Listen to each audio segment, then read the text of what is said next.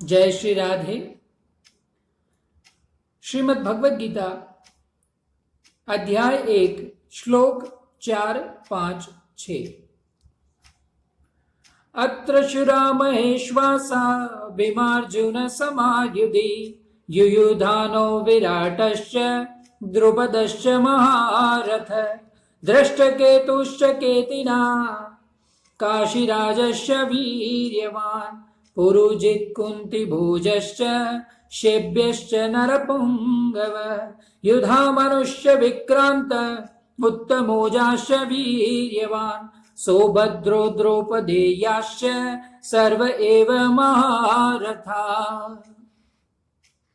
द्रोणाचार्य से पांडवों की सेना देखने के लिए प्रार्थना करके अब दुर्योधन उन्हें पांडव सेना के महारथियों को दिखा रहा है और क्या कह रहा है कि यहाँ पांडवों की सेना में बड़े बड़े शूरवीर हैं जिनके बहुत बहुत बड़े बड़े धनुष हैं तथा जो युद्ध में भीम और अर्जुन के समान है। उनमें युयुधान, सात्विक, राजा विराट और महारथी द्रुपद भी हैं। दृष्टकेतु और चेकितान तथा पराक्रमी काशीराज भी हैं। पुरुजित और कुंतीभोज ये दोनों भाई तथा मनुष्यों में श्रेष्ठ शैब्य भी हैं।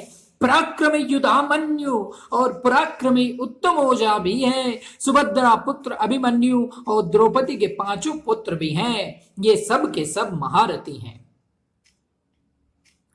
अत्र शुरा महेश्वासा भीमार्जुन समायुधि। इसमें क्या कहना चाह रहे हैं कि जिनसे बाण चलाए जाते हैं, फेंके जाते हैं, उनका नाम ईश्वास अर्थात धनुष है।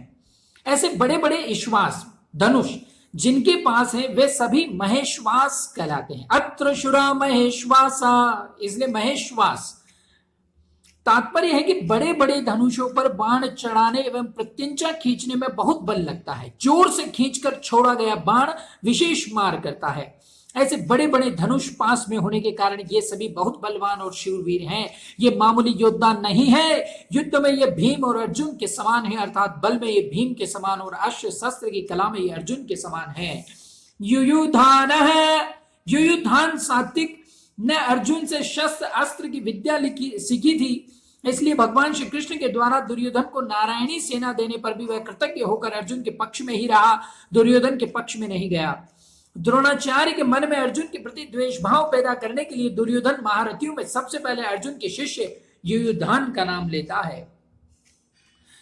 तात्पर्य है कि इस अर्जुन को तो देखिए, इसने आपसे ही अस्त्र शस्त्र चलाना सीखा और आपने अर्जुन को यह वरदान दिया कि संसार में तुम्हारे समान और कोई धनुर्धर नहीं हो, ऐसा प्रयत्न करूंगा। इस तरह आपने तो अपने शिष्य अर्जुन पर इतना स्नेह रखा, पर वह कृतज्ञ होकर आपके विपक्ष में लड़ने के लिए खड़ा है, जबकि अर्जुन का शिष्य युयुधान उसी के पक्ष में खड़ा था। युयुधान महाभारत के युद्ध में न मरकर यादवों के आपसी युद्ध में मारे गए थे। विराटश्च, जिसके कारण हमारे पक्ष का वीर सुशर्मा अपमानित किया गया, आपको सम्मोहन अस्त्र से मोहित होना पड़ा और हम लोगों को भी जिसकी गायें छोड़कर युद्ध से भागना पड़ा, वह राजा विराट आपके प्रतिपक्ष में खड़ा है। राजा विराट के साथ द्रोणाचार्य का ऐसा कोई वेरभाव या द्वेष भाव तो नहीं था भक्तों, परंतु दुर्योधन ये समझता है कि अगर युयुधान के बाद में द्रुपद का नाम लूं तो द्रोणाचार्य के मन में यह भाव आ सकता है कि दुर्योधन पांडवों के विरोध में मेरे को उकसाकर युद्ध के लिए विशेषता से प्रेरणा कर रहा है तथा मेरे मन में पांडवों के प्रति वेरभाव पैदा कर रहा है। इसलिए दुर्योधन द्रुपद के नाम से पहले विराट का नाम लेता है, जिसे द्रोणाचार्य मेरी चालाकी न समझ सके और विशेषता से युद्ध करें। ये होती है चालाकी भक्तों, चतुर लोगों की, चालाक लोगों की। वो इस तरह से हमें भ्रमित करते हैं कि हमें एहसास भी नहीं होता कि वो कब हमारे मन में द्वेष उत्पन्न कर देते हैं। इसलिए ऐसे व्यक्तियों से विशेषता दूरी बनाए रखें। राजा विराट उत्तर, श्वेत और शंख नामक 3 पुत्रों सहित महाभारत युद्ध में मारे गए थे भक्तों। द्रुपदश्च महारथ है। आपने तो द्रुपद को पहले की मित्रता याद दिलाई, पर उसने सभा में यह कहकर आपका अपमान किया कि मैं राजा हूं और तुम भिक्षुक हो, अतः मेरी तुम्हारी मित्रता कैसी, तथा वेरभाव के कारण आपको मारने के लिए पुत्र भी पैदा किया। वही महारथी द्रुपद आपसे लड़ने के लिए विपक्ष में खड़ा है। राजा द्रुपद युद्ध में द्रोणाचार्य के हाथ से मारे गए। दृष्टकेतु, यह दृष्टकेतु कितना मूर्ख है कि जिसके पिता शिशुपाल को कृष्ण ने भरी सभा में चक्र से मार डाला था, उसी कृष्ण के पक्ष में यह लड़ने के लिए खड़ा है। दृष्ट केतु को भी द्रोणाचार्य के हाथ से महाभारत के युद्ध में मारा गया था। चेकितान, सब यादव सेना तो हमारी ओर से लड़ने के लिए तैयार है और यह यादव चेकितान पांडवों की सेना में खड़ा है। चेकितान दुर्योधन के हाथ से मारे गए। काशीराजस्य वीर्यवान, यह काशीराज बड़ा ही शूरवीर और महारथी है, यह भी पांडवों की सेना में खड़ा है और इसलिए आप सावधानी से युद्ध करना है क्योंकि यह बड़ा पराक्रमी है। काशीराज भी महाभारत के युद्ध में मारे गए थे। पुरजित कुंती भोजस्य, यद्यपि पुरजीत और कुंती भोज ये दोनों कुंती के भाई होने से हमारे और पांडवों के मामा हैं, तथापि इनके मन में पक्षपात होने के कारण ये हमारे विपक्ष में युद्ध करने के लिए खड़े हैं।